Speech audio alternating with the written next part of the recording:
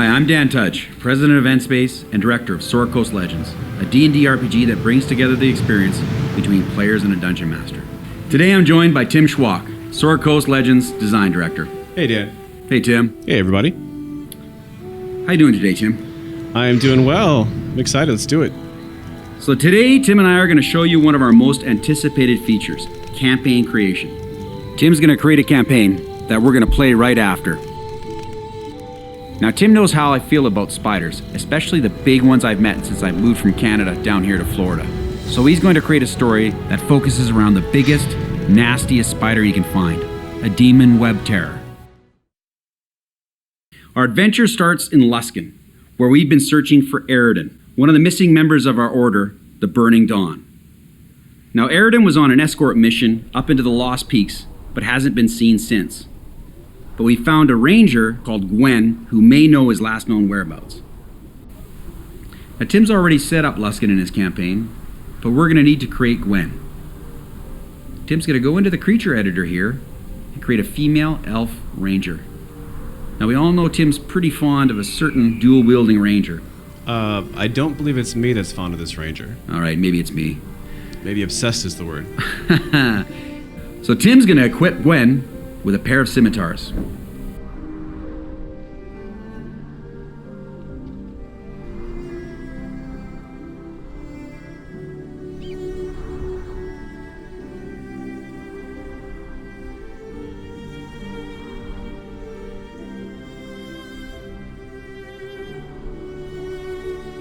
So Tim will now place Gwen in our scene and give her our first quest.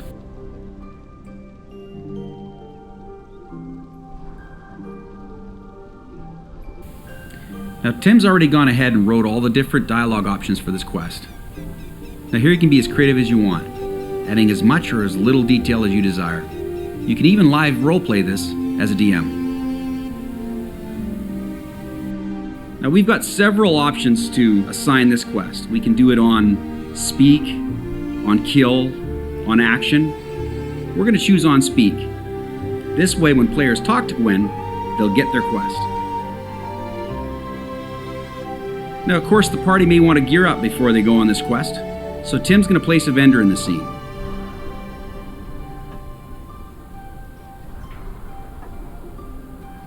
Now, every vendor needs a cart, so he'll add one of those too.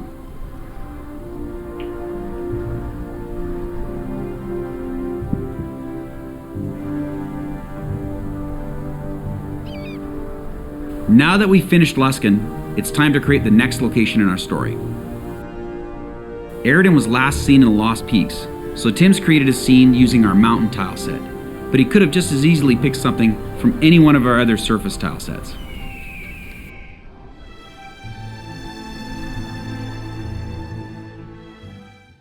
Now, this location will open up on the player's map when they get their quest from Gwen.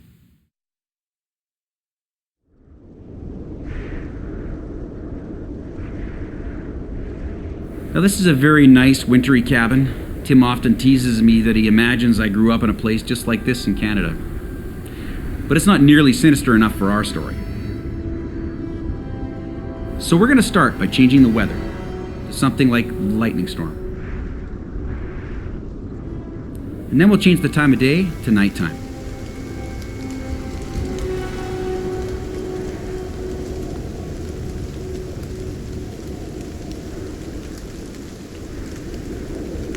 Tim's really been inspired by the upcoming Rage of Demons content, so he's created his own set of demon cultists.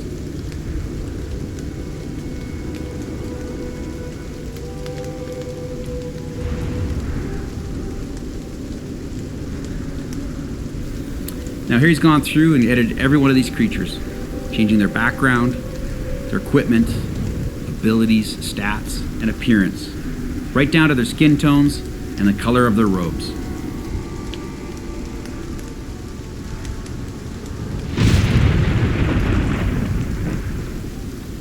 Now, the next part of our story is going to take place inside this cabin. But before we do that, Tim wants to set up an ambush with his cultists. He's going to select the encounter, change it to ambush, set it to hard, and then move this ambush trigger to right in front of the door. Now, when players approach this cabin, they'll be ambushed by Tim's cultists.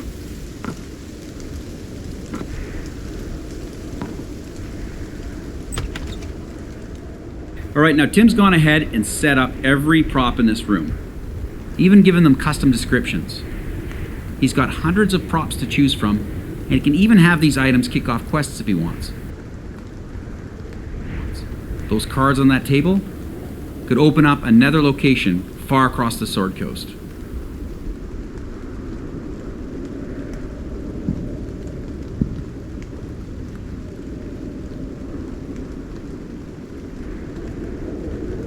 Now, Eridan's still missing, but it looks to me like his client wasn't so lucky.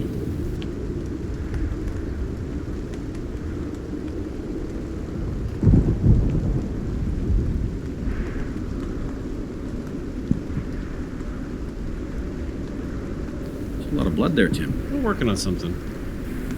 I'm thinking this guy died of a head wound. We'll have the discovery of this body, complete our first quest, and kick off a new quest that opens up the location of the cultist dungeon. We'll choose on action here, so that when the players search this body, their quests will update.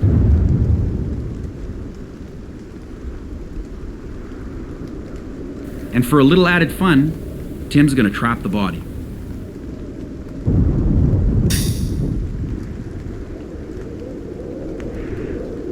Now it's time to set up the cultist dungeon, and Tim's gonna do this from scratch. Here he's going to generate a dungeon, changing the description, the title, the icon, the amount of floors, the theme, the size, the complexity, and of course the tile set and creature sets. He's chosen 2 of his custom creature sets, his cultists, and a set of spiders. And we're also going to tie the kill quest for the Demon Web Terror to this dungeon. Ooh, scary. You ever seen anything like that? Every day in my garage, Tim. Now that Tim's got a dungeon he's happy with, he can start to customize it. He can do things like hide this area with a secret door. He can even hide this chest, setting a spot difficulty check so that players will have to search the room to find this chest.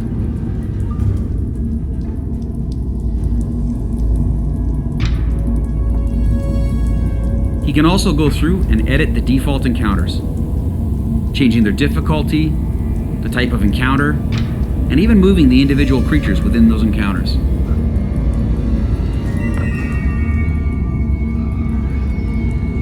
And of course he can place traps.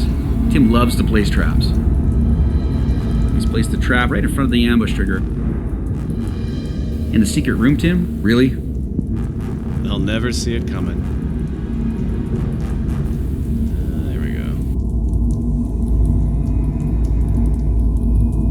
So one of my favorite parts of campaign creation is creating custom encounters. Now Tim's going to turn off the default encounter and create an encounter entirely from scratch. He's going to start by decorating the room. He's got hundreds of props to choose from.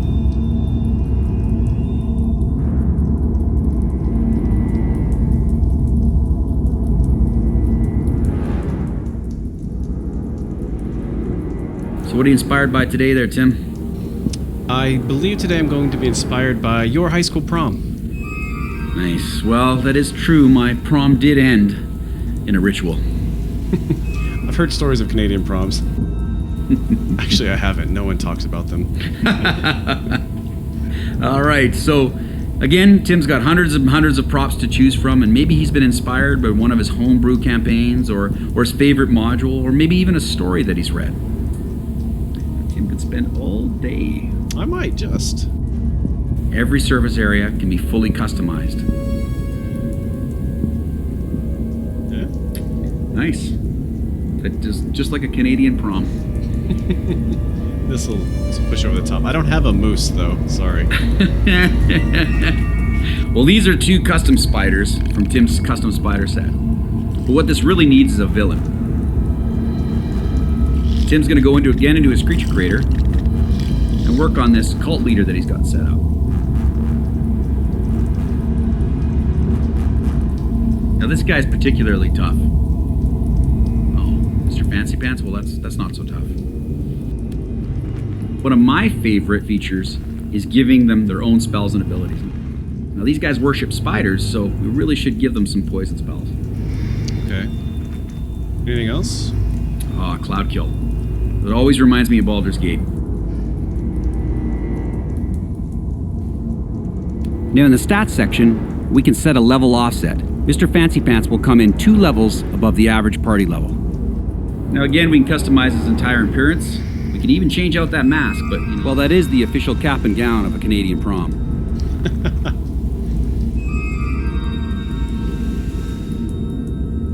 So we'll place our cult leader, Mr. Fancy Pants, in the scene. Now we can even promote Mr. Fancy Pants to make him an elite Mr. Fancy Pants.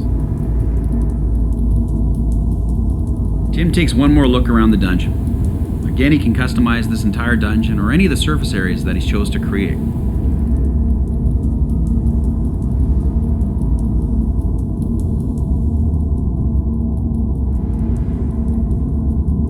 Now there's the Demon Web Terror. This is the boss of the dungeon. That's the biggest, nastiest spider Florida has to offer. And I think we're almost done. You forgot Aridin. Aridin. Full disclosure here, Aridin is my tabletop character, and as the games director, I get to write my characters into the game.